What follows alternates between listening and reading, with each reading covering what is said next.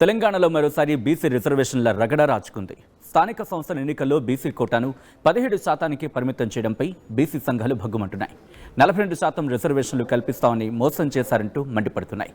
బీసీలకు 42% రిజర్వేషన్లు అవి కూడా బీసీ ఉపకులాల వారీగా కల్పించిన తర్వాతే స్థానిక సంస్థల ఎన్నికలు నిర్వహించాలని, లేదంటే తాడో పేడో తేల్చుకుంటామని హెచ్చరిస్తున్నాయి బీసీ సంఘాలు.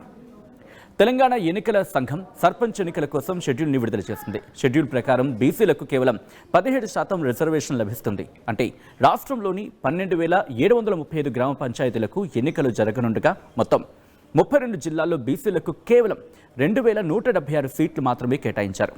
వీటిలో జోగులాంబ గద్వాల జిల్లాలో 27%, కరీంనగర్, సిద్దిపేట, నారాయణపేట, పెద్దపల్లి జిల్లాలో 26%, జగిత్యాల జిల్లాలో 25% రిజర్వేషన్లు రాగా ములుగులో 3.4%, ఆదిలాబాద్లో 4.8%, మంచిర్యాలలో 7.8% సీట్లు బీసీలకు రిజర్వ్ చేయబడ్డాయి. ఇలా కొన్ని జిల్లాల్లో సింగిల్ డిజిట్ రిజర్వేషన్లు, ఇంకొన్ని జిల్లాల్లో 2 అంకెల రిజర్వేషన్స్ ఉండగా భద్రాద్రి కొత్తగూడెంలో మాత్రం బీసీలకు ఒక్క సీటు కూడా లేదు. దీంతో బీసీ సంఘాల్లో మరింత ఆగ్రహం వ్యక్తమవుతోంది. ఇంకోవైపు ఈ అంశంపై ప్రతిపక్షాలు కూడా తీవ్రమైన విమర్శలు గుప్పిస్తున్నాయి. 42% రిజర్వేషన్లు కల్పిస్తామని గొప్పలు చెప్పుకున్న కాంగ్రెస్ చివరకు 17% రిజర్వేషన్లు మాత్రమే ఇచ్చి మోసం చేసిందని మాజీ మంత్రి కేటీఆర్ విమర్శిస్తున్నారు. బీసీలను మోసం చేసినందుకు ముఖ్యమంత్రి రేవంత్ రెడ్డి, రాహుల్ గాంధీ క్షమాపణ చెప్పాలని ఆయన డిమాండ్ చేస్తున్నారు. రాబోయే రోజుల్లో కాంగ్రెస్కు బీసీ ప్రజలు ఖచ్చితంగా బుద్ధి చెప్తారని అన్నారు కేటీఆర్. తెలంగాణలో సామెత ఉంది, కొండంత రాగం తీసి గాడిద పాట వాడిండేటోడు వెంకటి. కేసీఆర్ గారు 24% రిజర్వేషన్ ఇస్తే అది చాలదు, కేసీఆరే అన్యాయం చేసిండోని ఇష్టం వచ్చినట్టు మాట్లాడి 42% ఇస్తామని బీసీల ఓట్లు కొల్లగొట్టి ఇవాళ రేవంత్ రెడ్డి గారు చేస్తున్న పని ఏంది? నిన్న సర్పంచ్ ఎలక్షన్లు అని చెప్పి సడన్ గా 6:30కు నోటిఫికేషన్ ఇచ్చింది.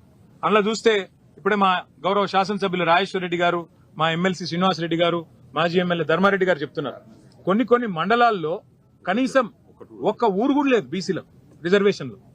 ఇంతకంటే అరాచకం, ఇంతకంటే కిరాతకం ఏదైనా ఉందా నాకే తెలియదు.